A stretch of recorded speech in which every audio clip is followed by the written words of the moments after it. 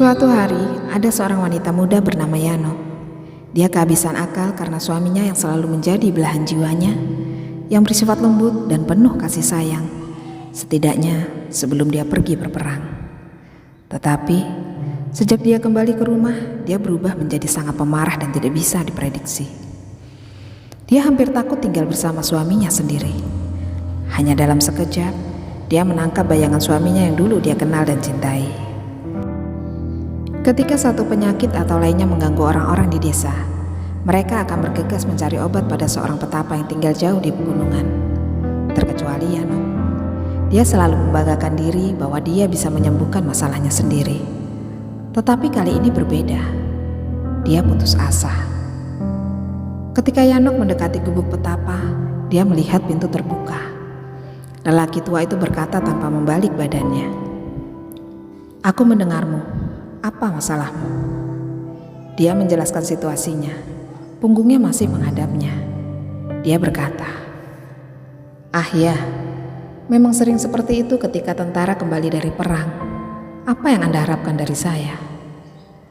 "Buatkan saya ramuan," kata wanita muda itu sambil menangis. "Atau jimat, minuman, apapun yang dapat membuat suami saya kembali seperti dulu." Pria tua itu berbalik.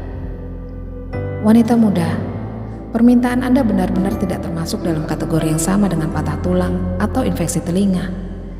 "Saya tahu," kata wanita muda.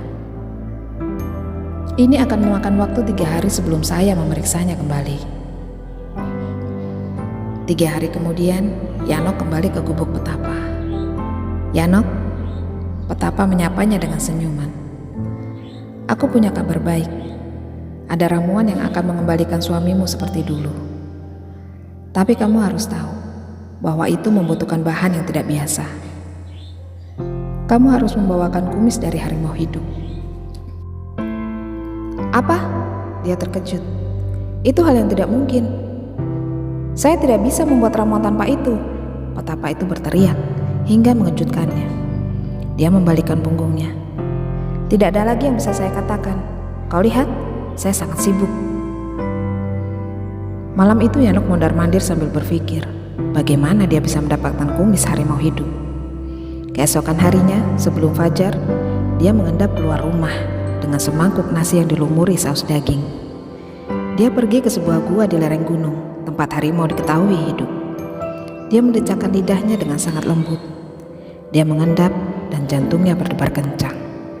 Dan dengan hati-hati meletakkan mangkuk di atas rumput. Lalu dia berusaha membuat suara sesedikit mungkin. Keesokan harinya, sebelum fajar, dia mengambil semangkuk nasi lagi yang dilumuri saus daging. Dia dekati tempat yang sama, dia mendecakkan lidahnya dengan sangat lembut. Dia melihat bahwa mangkuk itu kosong. Dia gantikan yang kosong dengan yang baru. Dan sekali lagi, dia mendecakkan lidahnya dengan lembut.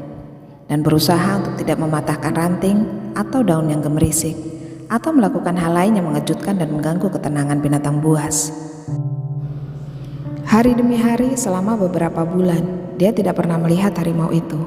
Dia pikir syukurlah untuk itu. Meskipun dia tahu jejak kaki di tanah itu adalah jejak kaki harimau, bukan makhluk gunung yang lebih kecil yang memakan makanannya. Kemudian suatu hari ketika dia mendekat, dia melihat kepala harimau itu menyembul keluar dari gua sambil melihat ke bawah. Dia melangkah dengan hati-hati ke tempat yang sama, dan dengan suara sesedikit mungkin, dia meletakkan mangkuk baru dan jantungnya berdebar kencang, mengambil mangkuk yang kosong. Setelah beberapa minggu dia menyadari bahwa harimau akan keluar dari guanya ketika mendengar langkah kakinya. Meskipun tetap berada di kejauhan, dia tahu bahwa suatu hari untuk mendapatkan kumis harimau, dia harus mendekatinya. Sebulan lagi berlalu.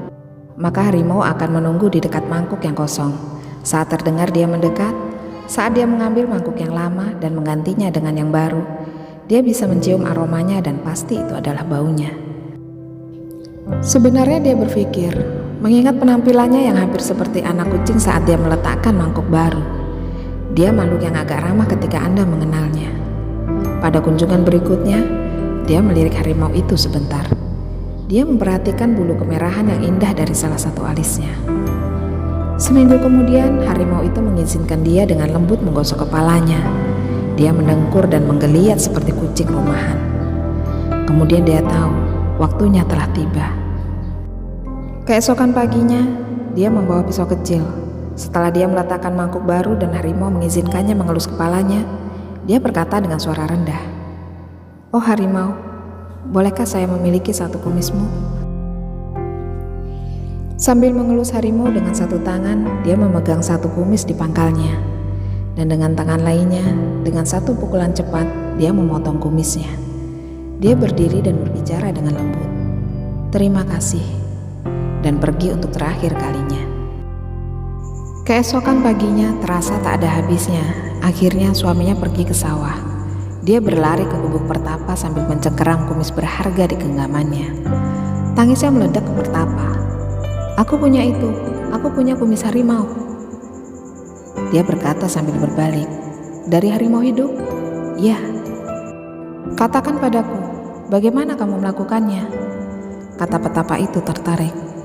Yanok menceritakan pada Petapa bagaimana selama 6 bulan terakhir dia telah mendapatkan kepercayaan dari makhluk itu, dan akhirnya mengizinkannya untuk memotong salah satu kumisnya. Dengan bangga dia menyerahkan kumis yang kemudian diperiksa oleh Petapa itu untuk meyakinkan dirinya sendiri bahwa itu memang kumis dari harimau hidup. Lalu menjentikannya ke dalam api, di mana kumis itu mendesis dan terbakar dengan sekejap. "Yanok," Petapa itu berbicara dengan lembut, "Anda tidak lagi membutuhkan kumis. Beritahu saya, apakah pria lebih kejam daripada harimau? Jika binatang buas yang berbahaya saja akan merespon perawatanmu yang terus-menerus dan bersabar, menurut Anda apakah seorang pria akan merespon dengan tidak baik?"